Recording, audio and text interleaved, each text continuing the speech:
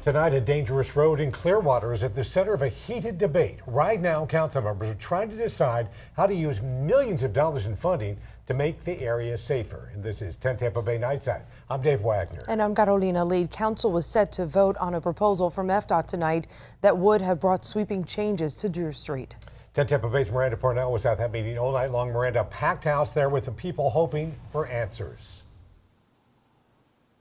That's right, Dave. Carolina, there were dozens of people at that meeting tonight, and they were split between whether they were in favor or against that plan. Now, folks who were in favor of the plan, which features lane elimination and better features for safety for pedestrians and cyclists, they wore yellow, while those against the plan wore red. As far as the decision tonight, though, neighbors didn't exactly get one.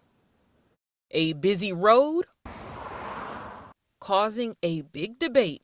Waiting a couple of years and spending the money right makes a whole lot more sense than making a mistake. It is a solid plan that has been put forward based on years of study and years of data, and it will save lives.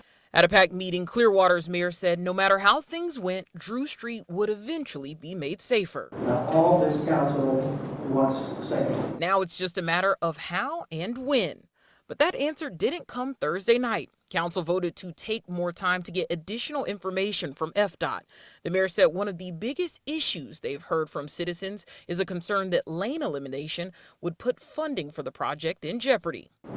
That should not affect our funding for this project. A rep from FDOT said they can give council some extra time to make a decision on what type of plan would work, but not too much time. If I can't get that money allocated to another project that's ready to go in FY26, and we have some other candidates around the county, then that money is going to leave Pinellas County. While neighbors wait for an answer before someone else gets hurt, the mayor says solutions are coming one way or another, and that it's not just about Drew Street. While we were meeting Monday in work session, during the meeting, an 80-year-old man was struck and killed on Colorado and died this morning. We have lots to work on here.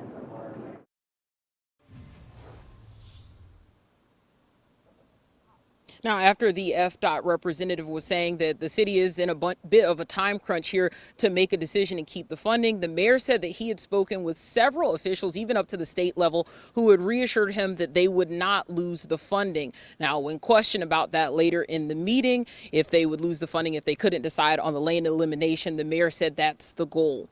Whereas some people in the crowd responded by saying goals don't always match reality. So still some confusion there on whether the city will be able to keep that funding.